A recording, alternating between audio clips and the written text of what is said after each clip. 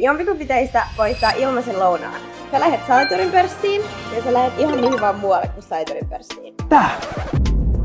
Tuot mulle hammasharjan, unimaskin, pesunastetta, sateenvarjon ja vartalovoiteen. Se kumpi on nopeampi ja halvempi voittaa. Mene! Mä teen nyt jonkinnäköisen suunnitelman. Okei, eli mun piti saada...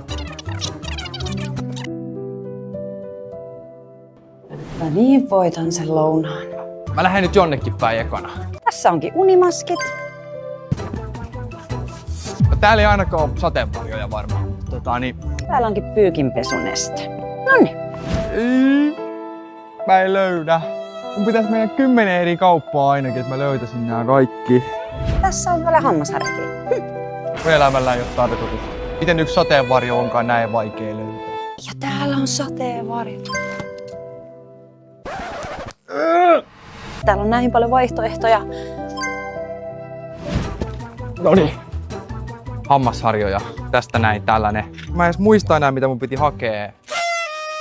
Mulla loppu vähän niinku aika ja motivaatio ja hirveä nälkäkin ja kaikkea, niin en mä nyt tiedä. Siis mä lähden nyt Saiturin pörssiin, niin moro.